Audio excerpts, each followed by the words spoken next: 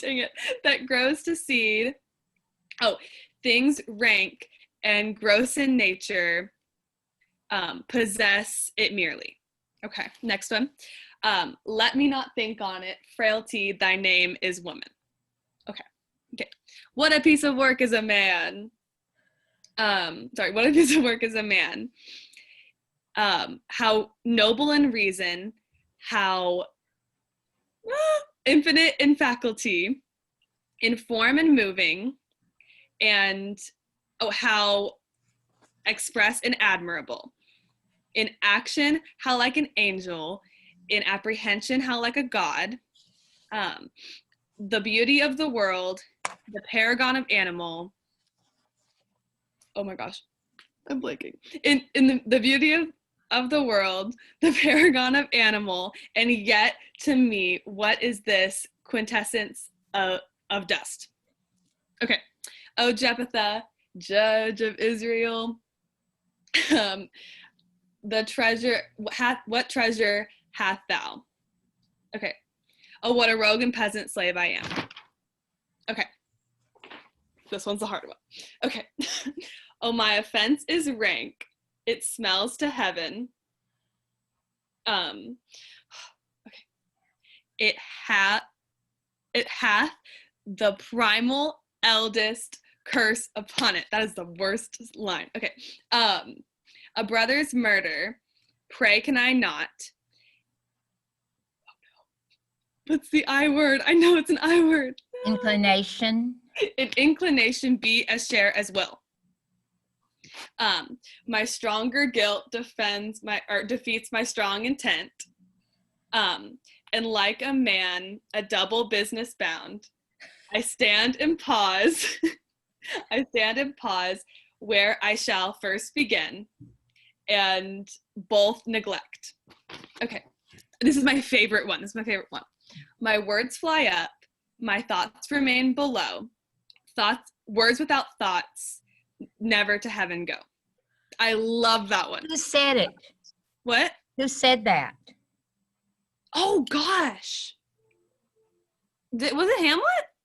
No, it was where was that in that? It definitely wasn't Claudius. It was Claudius. It was? Yeah. So he Claudius, knew he didn't actually believe what he was saying? yeah. And he's praying when Hamlet comes up behind him and could kill him, but Hamlet can't because he'd go straight to heaven. Oh, yes. I remember because my mom was an English major, so she was kind of helping me out with a little bit of it when we were going through it, and we had a conversation about that. Okay, I'll keep going. I also really like this scene. I remember this one. This is when he was talking to the gravedigger. Okay. Alas, poor Yorick. I knew him, Horatio. A fellow of infinite jest, of most excellent fancy. A most excellent fancy.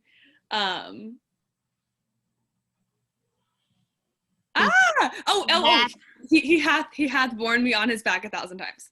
Okay, and then the last one. Now cracks a noble heart. Good night, sweet prince. And flights of angels sing thee to thy rest. Nice. Ooh, yay! That's 2 100s. Woo! Yay. Alrighty. Hi, Malik. Malik, are you going to recite? Yes, ma'am. I got the two of them ready. Here we go. Okay, so you're doing the 2 of the 3. Yes. Okay, enough. All right, go ahead.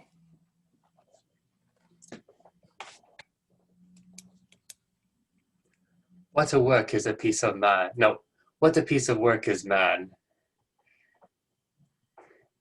So noble in reason. So noble in reason. So noble in reason.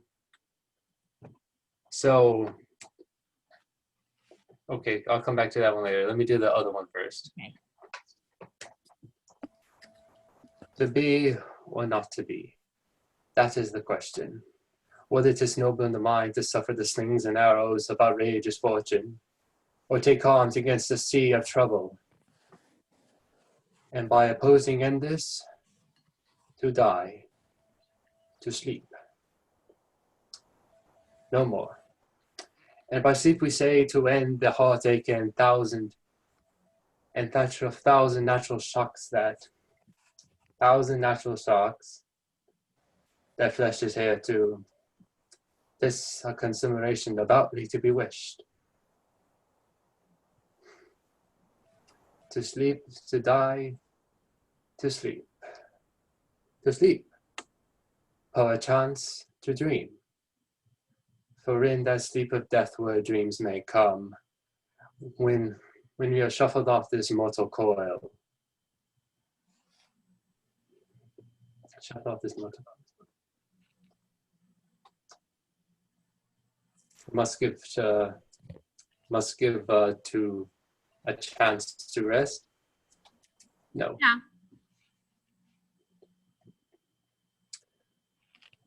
Must give pause to rest. For this, let's see. Yes, this is the respect that gives calamity to so long life. Okay. I swear it's much easier to do when I'm not in front of everyone else. Okay, here's the other one. Just think if you were in the room. Yeah.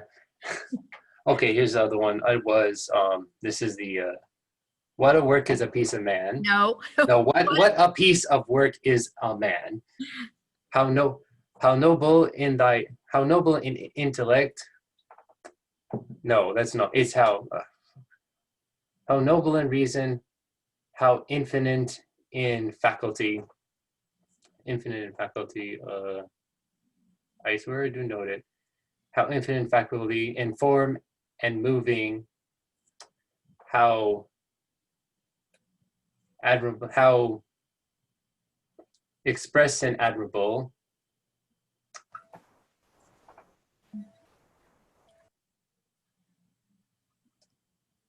In action. In action, how like an angel. In apprehension, how like a god. The beauty of the world, the paragon of animals. I do know it. The beauty of the paragon of animals. But to me, what is this quintessence of dust? Man delights, not me. Nice. You know when it's said it's really satire?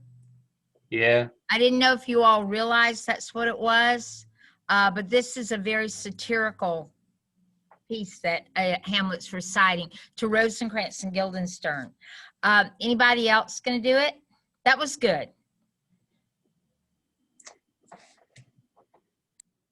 I'm giving you till the 9th, and you just have to come in and say, I'm going to do it. So, anybody? Going once? Oh, Miss Sarah, are we doing 2? Like we just pick? You can do 2 of the 3, or you can do what Avery did, all of them. So Avery got 2 100s. She did 10. She did those 3 plus 7 others. And Malik got 1 100 because he did 2 of the 3. Okay. All right. Thanks. So what are you going to do some? Wait. Sorry. Go ahead. Sorry, go ahead. I guess I don't know. I'm scared. It's up to you. You can wait. It's up to you. I guess maybe I'll wait a little bit. Okay. Patrick, what were you going to say? Can we do these like on different days, or like, Yeah. does it all have to be on the same? Okay. Yeah, I'll let Yeah, that you makes do sense. it. All right, cool. I'll open it to where I'm not sure who this is. I guess I'm not letting any strange person in. I think people are trying to get in and having trouble. Okay. Today is really important. And the reason is because I'm reviewing for the test over Hamlet. And the test is going to be on Thursday. And it's designed so that you have 10 identifies. And I'll give you an example of one. Who can tell me about letters? If I put the word letters as one of the identifiers, what are you going to put as the answer? And I'm going to be really honest with you. Everything I talk about is on the test. So if you want to take some notes on it, and then we'll go over the questions last. So somebody tell me about letters. Well, I mean, like Hamlet rewrites the letter that his dad sends to England to change it to say instead of killing Hamlet, you're gonna kill. I forget their names, but like the two goons that are like. Names, who is it? Well, it starts with an R and a G. Rosencrantz and Guildenstern. Yes, Yeah. you got to remember those names. Rosencrantz and Guildenstern are taking Hamlet to England, and they're taking him there to be killed, but they don't know that. They just think they're going to England.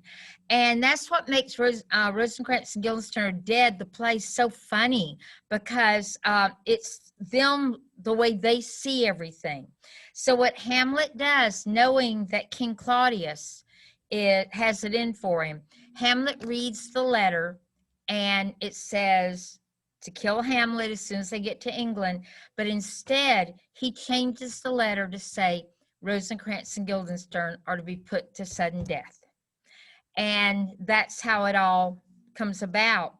Who saves Hamlet and gets him back to Denmark? This is also on the test. The pirates? Yes. And when I said that today in first period, they looked at me like, what? There are no pirates in this play. Yes, there are. And if you want to know a little bit more about the pirates, and it's really very funny, watch the movie Rosencrantz and Guildenstern are Dead, because it makes it ever so easy to understand right towards the end. The pirates are all there. So the pirates come along, they save Hamlet, take him back to England. What would you put for flowers? That's really Ophelia. Can you tell me about it? You know what? I'm done pretending. I plan to read Act 5 tonight, but unfortunately I didn't get quite so far. But I do know is that Ophelia, she basically goes mad and she starts passing about flowers everywhere. In fact, while picking flowers, she is so mad she stumbles into a ditch and drowns. She a limb breaks and she falls into a river, and but many think she fell into that river on purpose, because the flowers that she's giving are all symbolic. So make sure you look at your footnotes on that, because when she's with the King Claudius and the Queen, she literally goes up to each one and says, for you I have this one, for you I have this one, and there's a method to her madness. I mean, she is insane at that point. But Does she give out real flowers, or like she's handing out like metaphorical flowers? No, she has real things. Oh, okay. And then also, wouldn't you say, like, wasn't the flowers like that they threw on her casket when they were burying her like a thing, or no? No, I don't think so. Okay. I think somebody mentioned that earlier, but it's those flowers. If you had been in the classroom, I do a project called Ophelia's Flowers, and you have to gather flowers symbolic of someone. It could be yourself, and I explain the type of flower. And in my room, we took pictures of some of the big bouquets that were brought in. The room was full of flowers. It was the coolest thing. Either they were handmade or they were real flowers with tags on them, and everybody had to tell about their flowers, because flowers are extremely symbolic. And the ones that Ophelia, some of the ones she picked, I don't think of as flowers. I think more of maybe as weeds even. And it's at that point that Claudius can't get over how she is deteriorated.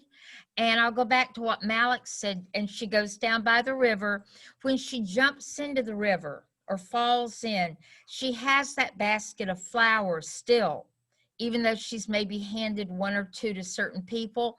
And her petticoats are holding her up so that she can float right down the river. And she's singing and throwing petals of those flowers until her petticoats fill up with water and she sinks and drowns.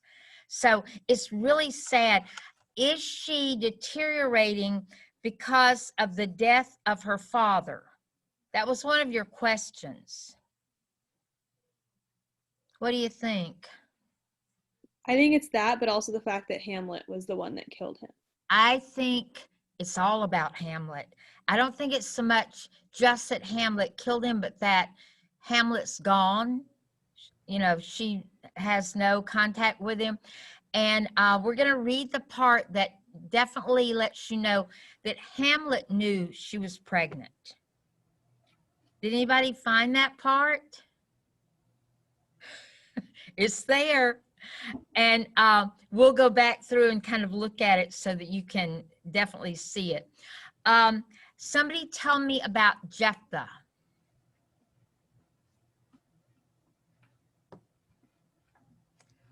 Let's see. I'm going to have you in your books turn to, I think it's going to be Act 2. Yeah, Act 2, Scene 2. And in my book, it's about Hamlet's talking to Polonius. Polonius enters. It's right after Hamlet's been talking to Rosencrantz and Guildenstern. In my book, we're on about line 350. And Polonius says, "Well, be with you, gentlemen." And Hamlet says, "Hark you, Guildenstern, and you too, at each ear a hearer. That great baby you see there is not yet out of his swaddling clouts." And they're joking about him and making fun of him. And then Hamlet, have y'all found it?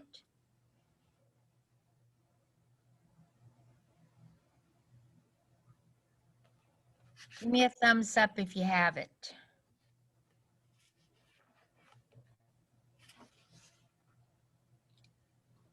Wait, where are we right now? Sorry. You're in Act 2, Scene 2, and you are, let me see how close to the end. No, you're not at the end. You're, in my book, I'm looking at line 366. You start at the beginning of this. Hamlet's been talking to Polonius, then he's talking to Rosencrantz and Guildenstern, and then he's talking to Polonius again.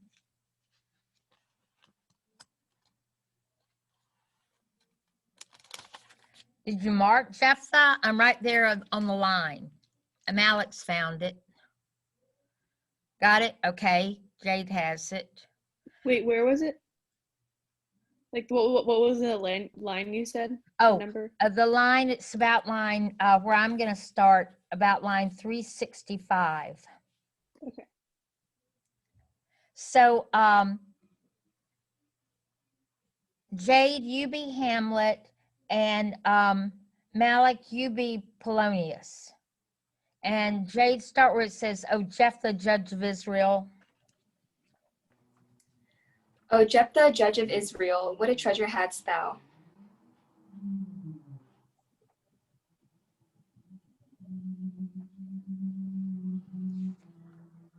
Wait, which line? She's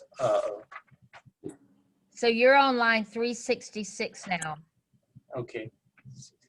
1, 2, 3, 4, 5, 6. That doesn't line up with my book.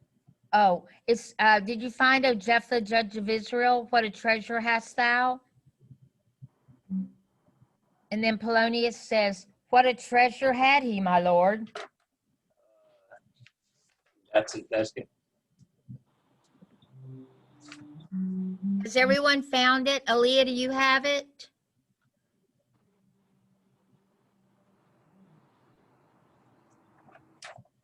Trying to get it right now. I'm having bad connection issues. It just like reconnected. Mark, do you have this book? That's negative. I have this one. Never mind, I can't help you. Just look around that area. It's Patrick? 375 in mine. Patrick, do you have it? Yeah, it's line like 427 for me. Well, why don't you read Polonius while he's still looking? Oh, great. What a treasure had he, my lord. Why, one fair daughter and no more, the which he loved passing well. Still on my daughter. Am I not in the right, old Jephthah? Why is he calling him that? Because then look what happens next. Go ahead, Polonius.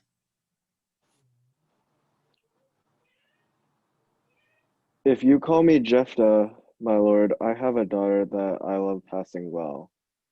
Nay, that follows not. What follows then, my lord? Why, as by lot God what, and then, it came to pass, as most like it was, the first row of the pious chanson will show you more, for look where my abridgment comes.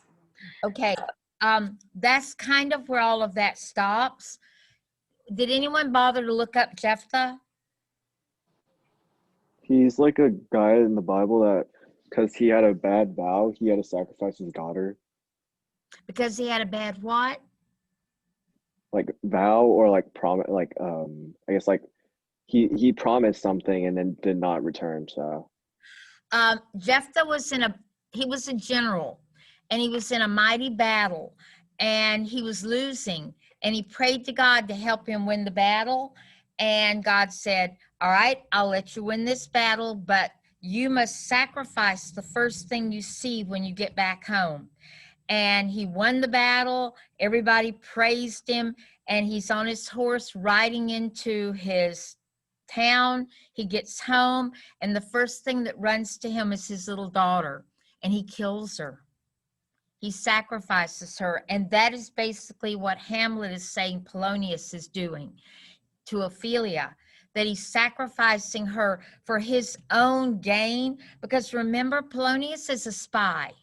He's always sneaking around. He sets Ophelia up to bait Hamlet with that letter one time, that note that was written. It's not really a letter, it's more of a note. But all of these things that he's done when he's spying on them. So Hamlet knows. He knows everything that's going on. And I told you we talk about where we know that Hamlet knows that Ophelia is pregnant. You're just going to back up a little ways. Still in Act 2, Scene 2. There's a lot that happens in Act 2, Scene 2. So you're going to go to, let's see, from where we were, you're going to go past Rosencrantz and Hamlet, past Rosencrantz, Guildenstern, and Hamlet talking. And you're going to go to where Hamlet and Polonius are talking again. And the line you want is, Hamlet says, then I would you were so honest a man.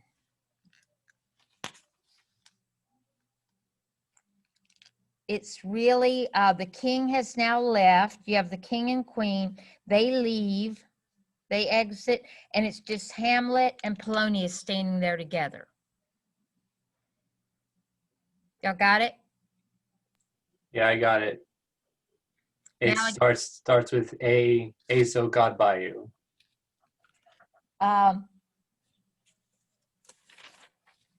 It starts at what now? Is it A so God by you? No, it's really, when they exit, Hamlet goes, well, God of mercy, do you know me, my lord? And Hamlet calls him a fishmonger.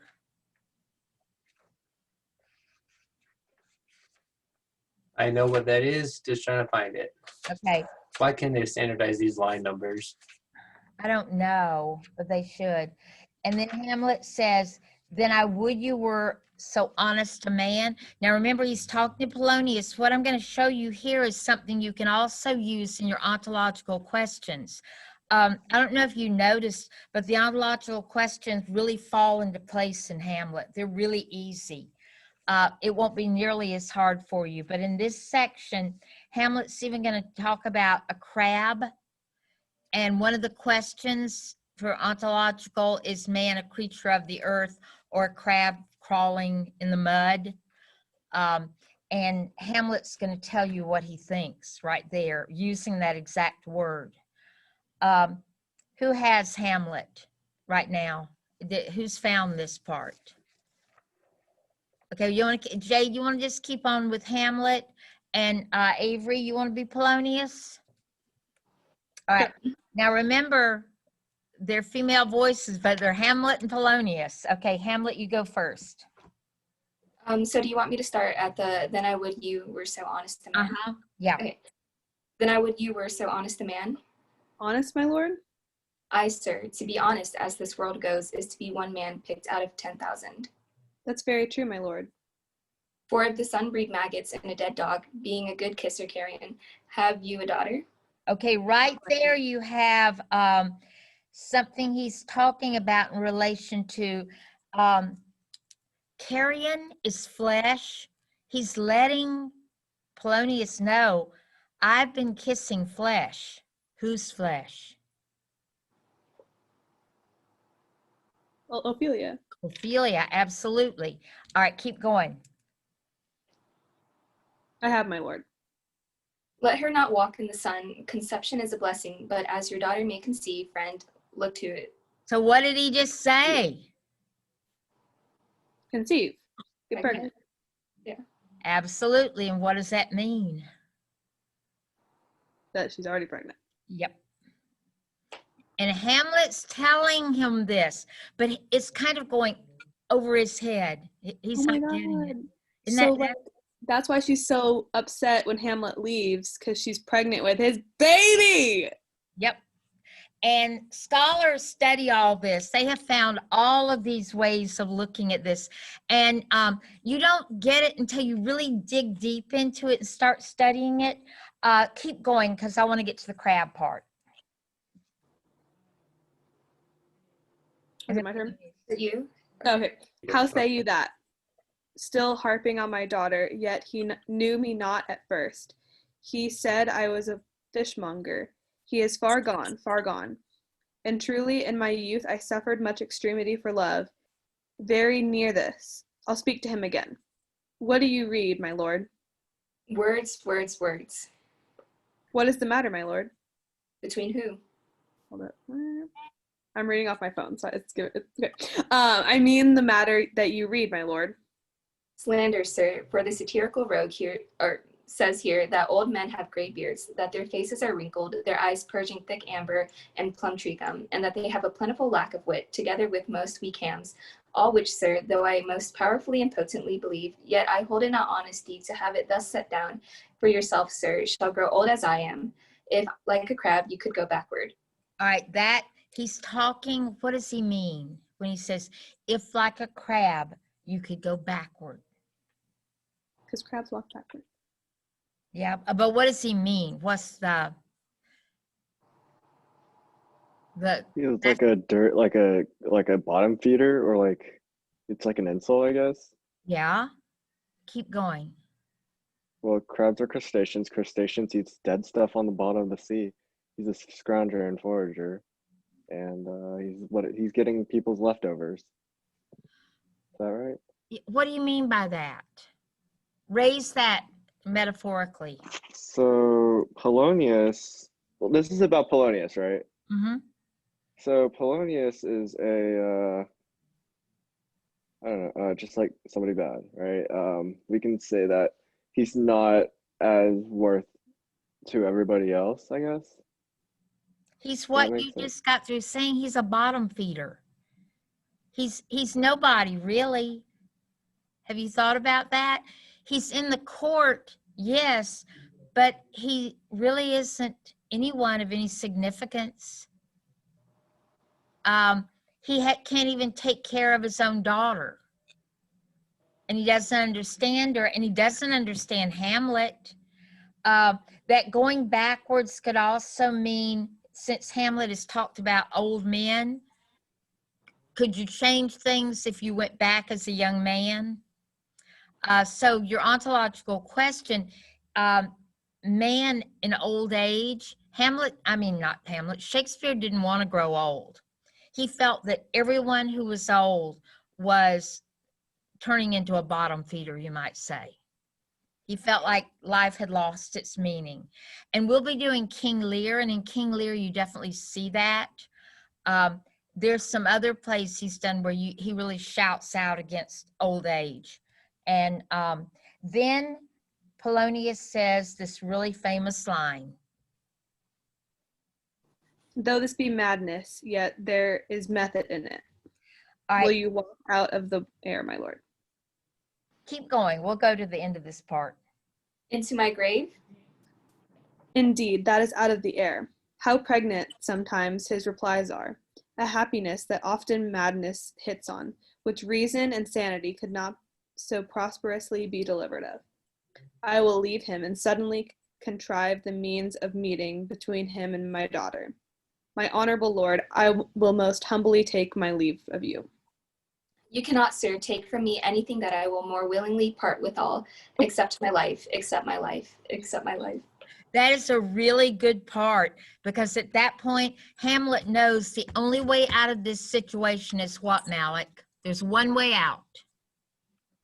A suicide? No. Well, Yeah. you're Yeah. willing to death. Okay. That's it. I mean, that's the only way out. This is very existential. And he sees it. I mean, he already is experiencing in that to be or not to be that Malik did.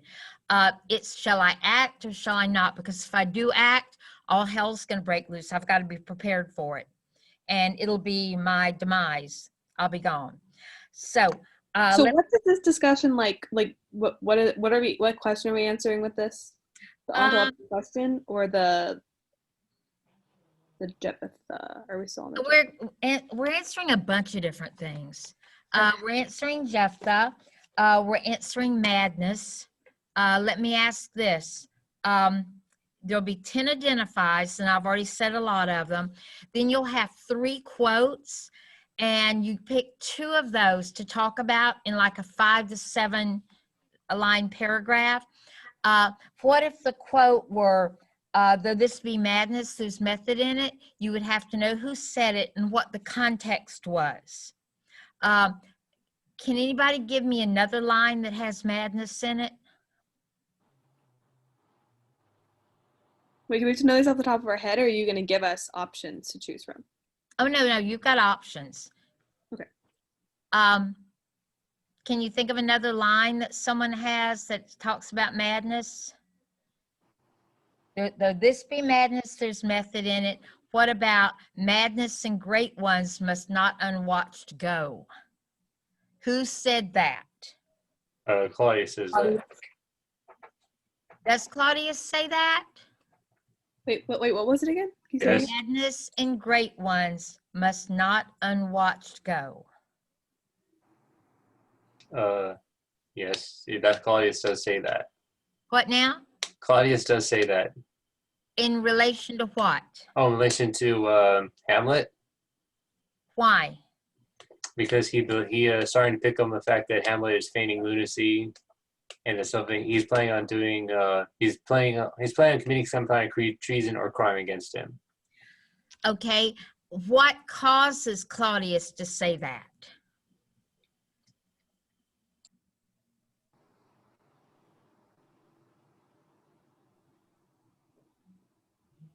I'm not trying to put Malik on the spot, anybody. What causes him to?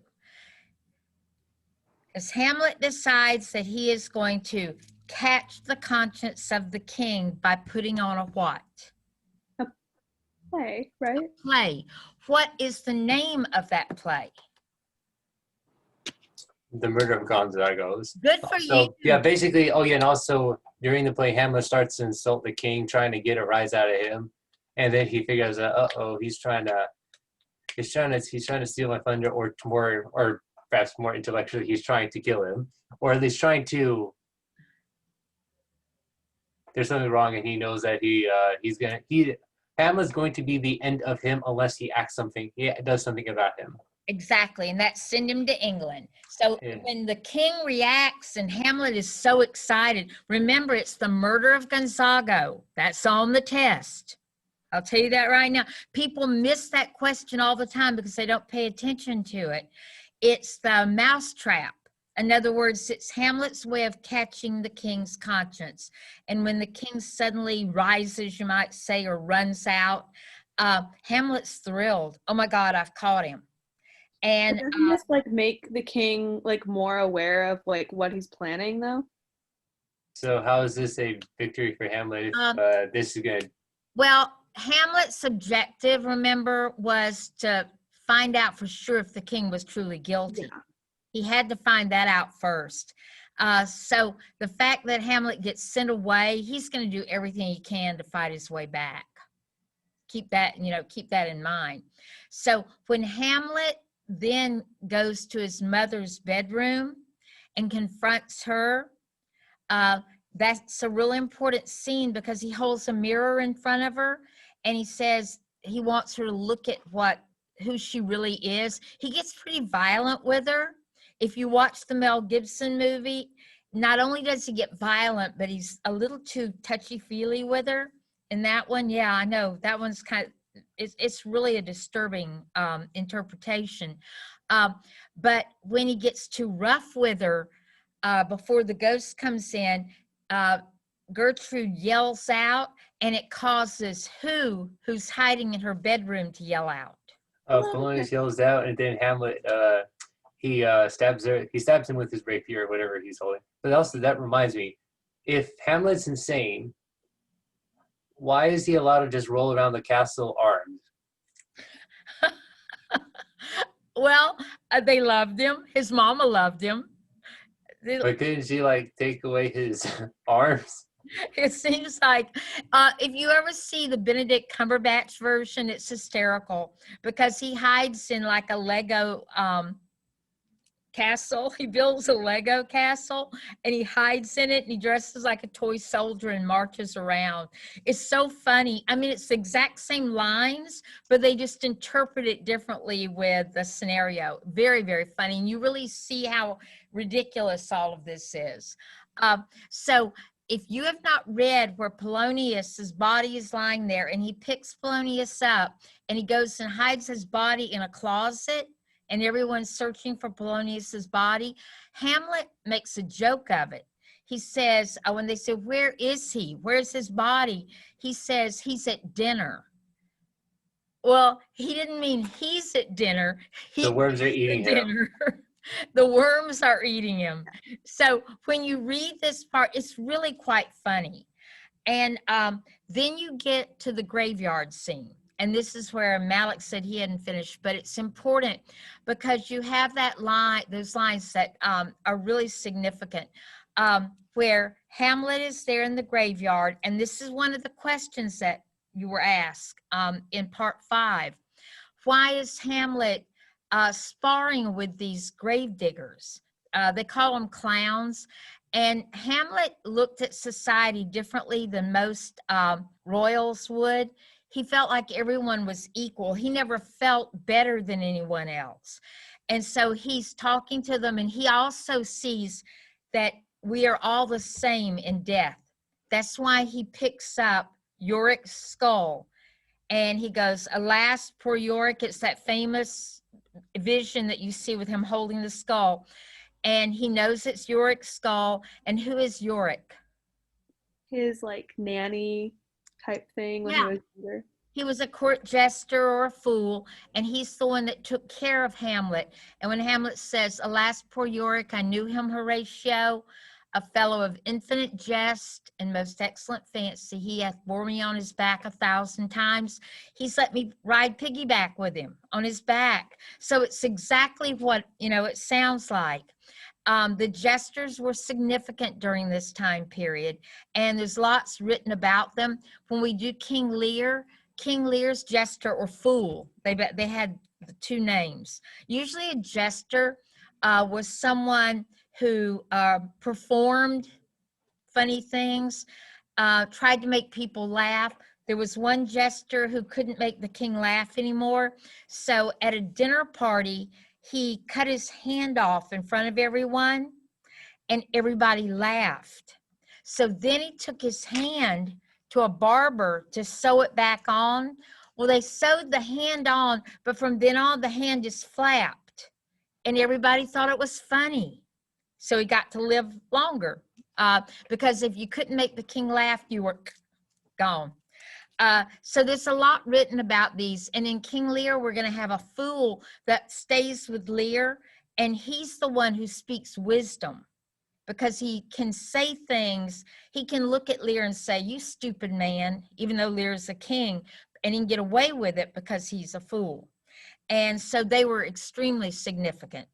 Then when Hamlet is sitting there in that graveyard, he is with Horatio, and along comes the funeral procession of Ophelia.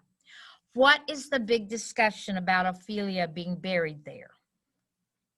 Because people thought that like it was a suicide, so it wasn't like, so if it was a suicide, it wasn't like a true like Christian, like it shouldn't be a true Christian burial. Shouldn't be a true Christian burial at all. And that the religious aspect in this is real important. It's the same with like Avery. Go ahead and recite your favorite lines. Oh gosh, how does it start? It My goes, words. yes, it goes, my words fly up, my thoughts like remain below, words without thoughts never to heaven go. And Claudius says that when he's praying, and that is when Hamlet comes up behind him to kill him, but he can't because he's in prayer. And if he's in prayer, he's going to go straight to heaven. So he hesitates, and that's when he hears Claudius say, what? You said it, I think, Avery. Which one of the lines? So wait, what? Repeat the question. When Claudius is in prayer, he talks about the primal eldest curse. Oh yeah, the primal eldest, yeah, the my offenses rank one, right? That's a real important one, guys, because on the test, you need to know what the primal eldest curse is. What is the primal eldest curse? Somebody tell me.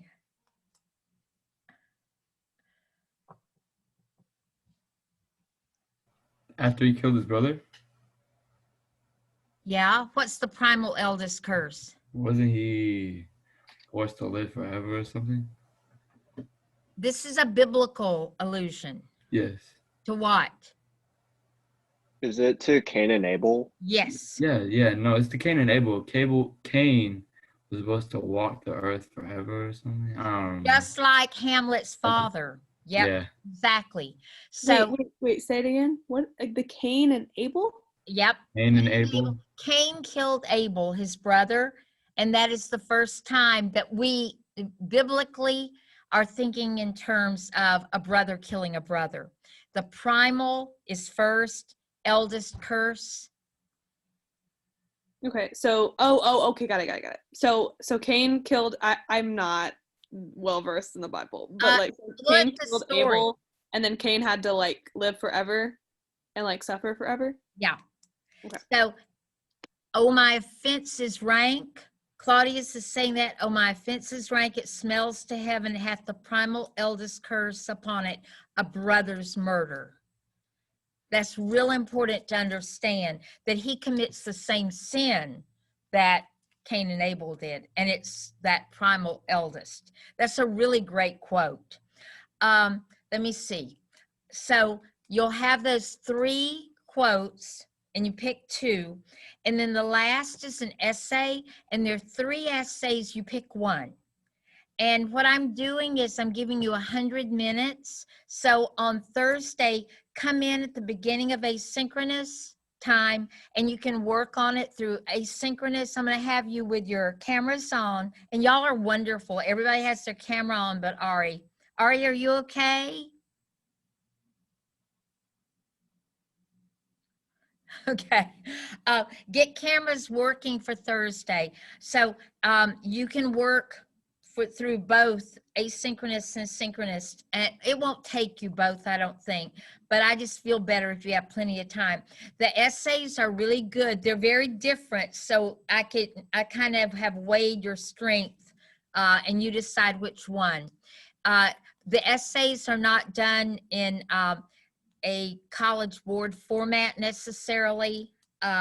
They're more, how do I want to say it, more academic essays that you would write in a college classroom. And so make sure you study over everything. Now, I think I got everything. Let me make sure. Do we need to have a thesis in those essays? Do what now? Do we need to have a thesis in those essays? Oh, yeah. You have to have a thesis in every essay. Okay.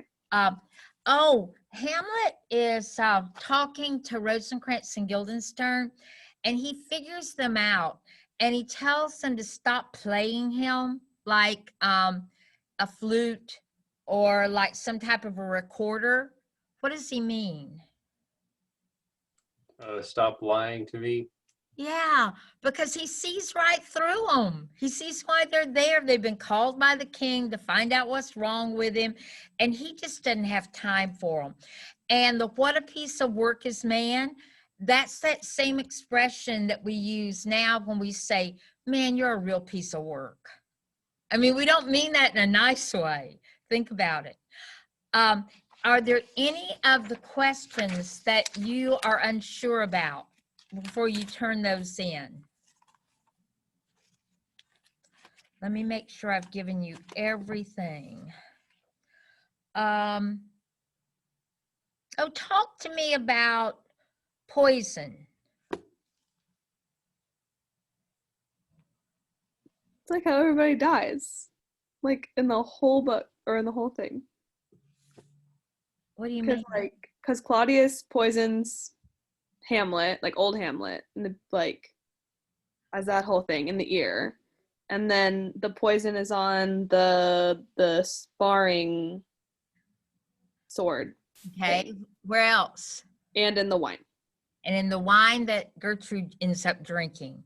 Nice. I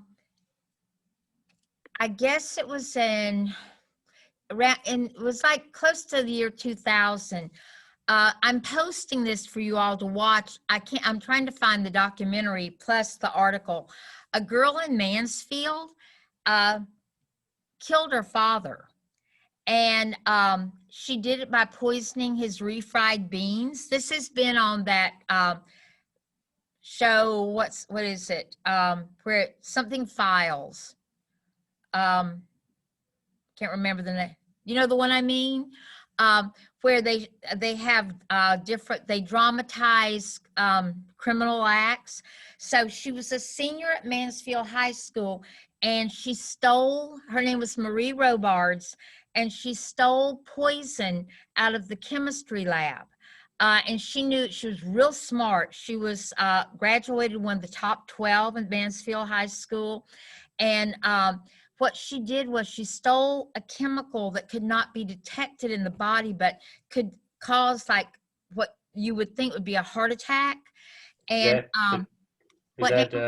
so salt of potassium. I don't remember what it was. Patrick, do you know what it is? Bro, what type of is it potassium? It's potassium chloride. It's potassium chloride, I think. I don't, but now because of what happened when she stole it, they now keep all these chemicals locked in high schools in the state of Texas because of it. Well, she didn't want to live with her dad anymore. She wanted to live with her mom. So she thought, you know what I'll do? I'll just poison him and make him really sick. I don't know if she knew she was going to end up killing him or not, but she puts this in his refried beans. They'd stopped at Taco Bell while he was out washing his hands. She put it in his beans. He ate them, and he began to get very sick. She called an ambulance, and by the time the ambulance got there, he was dead. And they said that he had died of a heart attack. And she gets a full scholarship to UT Austin. And she graduates from Mansfield and takes off to UT Austin. And she is studying Hamlet with her roommate. They have a test on it the next day. And they have to recite, "Oh, my offense is rank, it smells to heaven." And she loved the line that you did, "My words fly up, my thoughts stay here below." And she started crying. And she told her roommate, "Do you think anyone can really get away with murder?" And the roommate said, no way. And she goes, "Well, I did." and she confessed to her roommate, and her roommate immediately called her parents, the roommate's parents, and told them, and they said, get out of that room. So they called the police, and the next day when she was in one of her classes, the Austin police came in and arrested her, and she went to trial, but she didn't stay in jail very long. And she's now married and living in the area someplace. But Hamlet made her confess. And I'm going to be posting for you this story of her. It's so interesting. And for you to think, oh my God, Hamlet made me tell the truth, because she would have gotten away with it. There would have been, you know, and when you see the picture of, she's beautiful. And I would think to myself, oh dear, you would scare me. And I noticed that people are asking what's her name now, because she probably changed her name so that, you know, they wouldn't relate. She got away with it because I think she claimed that her dad had abused her, and she served, I think, 2 years and got out. So yeah, that's pretty frightening. If you think about it, but Hamlet's kind of cool. So is there anything, I think we've pretty much covered everything. And if you've got any other questions on the questions. So it's just 10 like